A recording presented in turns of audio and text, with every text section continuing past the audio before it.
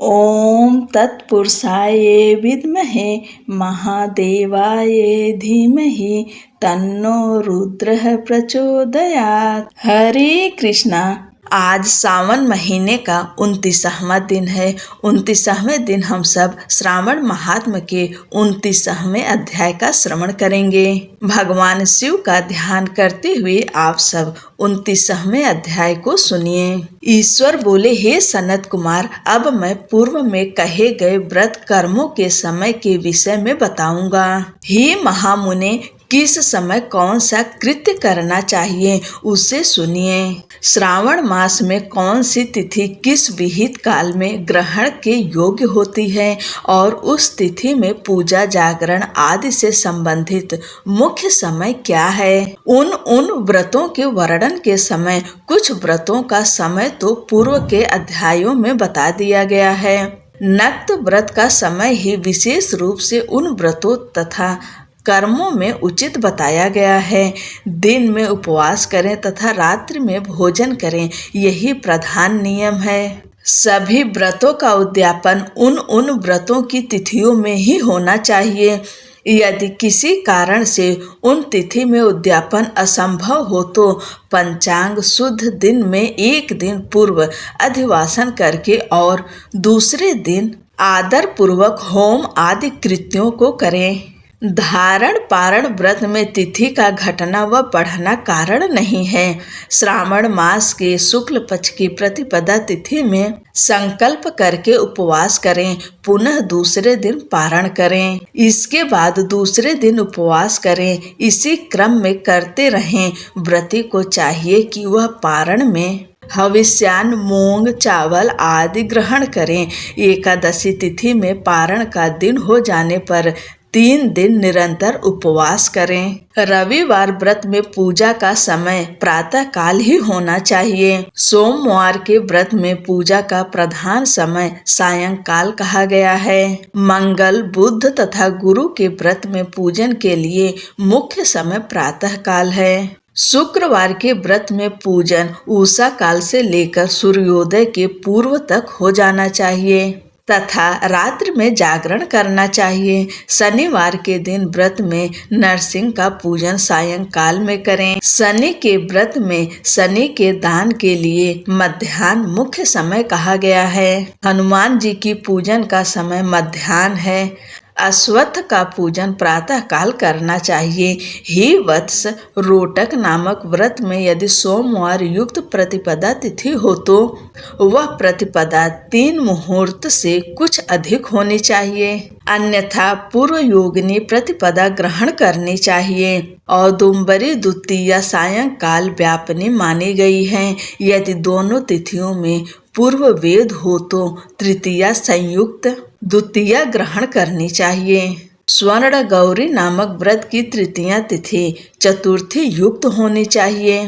गणपति व्रत के लिए तृतीया विद्ध चतुर्थी तिथि प्रशस्त होती है। नागों के पूजन में षष्ठी युक्त पंचमी प्रशस्त होती है। सुपौदन व्रत में सायंकाल सप्तमी युक्त षष्ठी श्रेष्ठ होती है। शीतला के व्रत में मध्याह्न व्यापनी सप्तमी ग्रहण करनी चाहिए। देवी के पवित्रारोपण व्रत में रात्रि व्यापनी अष्टमी तिथि ग्रहण करनी चाहिए।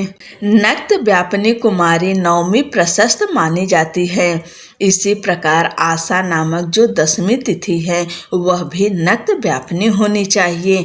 विद्ध एकादशी का त्याग करना चाहिए। हे मुने, उसमें वेद के समय में सुनिए। एकादशी व्रत के लिए अरुणोदय में 10वीं का वेद वैष्णवों के लिए तथा सूर्योदय में 10वीं का वेद स्मार्तों के लिए नित्य होता है। इसी रीति से जो द्वादशी हो वह पवित्रारोपण में ग्राह्य है। कामदेव की व्रत में त्रयोदशी तिथि रात्रि व्यापनी होनी चाहिए। उसमें भी द्वितीय याम व्यापनी त्रयोदशी तिथि हो तो वह अति प्रशस्त होती है। शिव जी के पवित्रारोपण व्रत में रात्रि व्यापनी चतुर्दशी होनी चाहिए। उसमें भी जो चतुर्दशी अर्धरात्रि व्यापनी होती है वह अति श्रेष्ठ होती है। उपाकर्म तथा उत्सर्जन कृत्य के लिए पूर्णिमा तिथि अथवा श्रवण नक्षत्र होना चाहिए।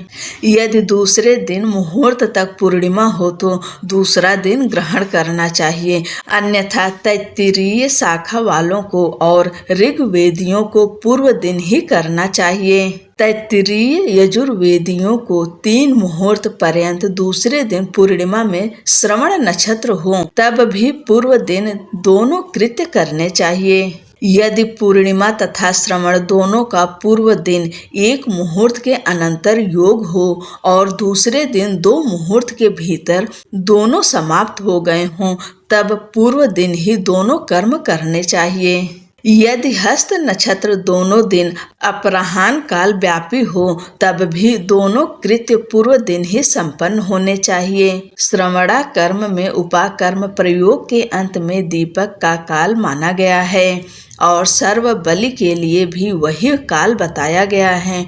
पूर्व के दिन में अथवा रात्रि में अपने अपने गृह सूत्र के अनुसार जब भी इच्छा हो इसे करना चाहिए। इस दीपदान तथा सर्व बलिदान कर्म में अस्त काल व्यापिनी पूर्णिमा प्रशस्त है। हयग्रीव के उत्सव में मध्याह्न व्यापिनी पूर्णिमा प्रशस्त होती है। रक्षाबंधन कर्म में अपराह्न व्यापिनी पूर्णिमा होनी चाहिए। इसी प्रकार संकष्टी चतुर्थी चंद्रोदय व्यापिनी ग्रह होनी चाहिए। यदि चंद्रोदय व्यापिनी चतुर्थी दोनों दिनों में हो अथवा दोनों दिनों में न हो तो भी चतुर्थी व्रत पूर्व दिन में करना चाहिए, क्योंकि तृतीया में चतुर्थी महान पुण्य फल देने वाली होती है। अतः हे वत्स, व्रतियों को चाहिए कि गणेश जी को प्रसन्न करने वाले इस व्रत को करें। गणेश चतुर्थी, गौरी चतुर्थी और बहुला चतुर्थी, इन चतुर्थियों के अतिरिक्त अन्य सभी चतुर्थियों के पूजन के लिए पंचमी विद्या कही गई है। कृष्ण जन्म अष्टमी तिथि निशीत व्यापिनी ग्रहण करनी चाहिए। निर्णय में सर्वत्र तिथि 6 प्रकार की मानी जाती है। दोनों दिन पूर्ण व्याप्ति, दोनों दिन केवल अव्याप्ति, अंश से दोनों दिन विषम व्याप्ति, पूर्व दिन संपूर्ण व्याप्ति और दूसरे दिन केवल आंशिक व्याप्ति, पूर्व दिन आंशिक व्याप्ति और दूसरे दिन अव्याप्ति। इन पक्षों में 3 पक्षों में जिस प्रकार संदेह नहीं है उसे अब सुनिए। विषम व्याप्ति में अंश व्याप्ति से अधिक व्याप्ति उत्तम होती है। एक दिन तिथि पूर्णा है, वही तिथि दूसरे दिन अपूर्णा कही जाती है। अव्याप्ति तथा अंश से व्याप्ति, इनमें अंश व्याप्ति उत्तम होती है। और जब अंश व्याप्ति पूर्ण हो तथा जब अंश से सम हो वहाँ संदेह होता है और उसके निर्णय में भेद होता है।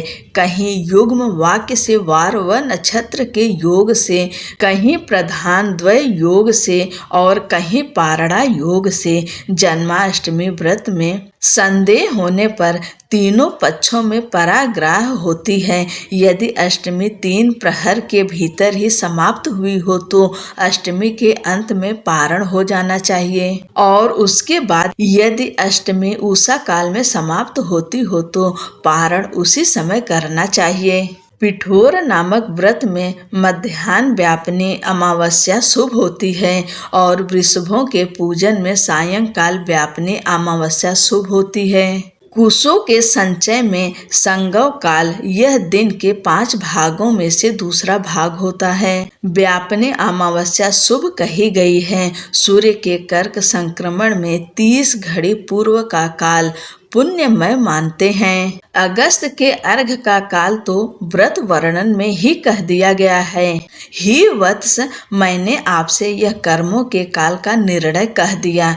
जो मनुष्य इस अध्याय को सुनता है अथवा इसका पाठ करता है वह श्रावण मास में किए गए सभी व्रतों का फल प्राप्त करता है। इस प्रकार श्री स्कंद पुराण के अंतर्गत ईश्वर सनत कुमार संवाद में श्रावण मास महात्म्य में व्रत निर्णय काल निर्णय कथन नामक 29वां अध्याय पूर्ण हुआ। बोलो भगवान शंकर की जय।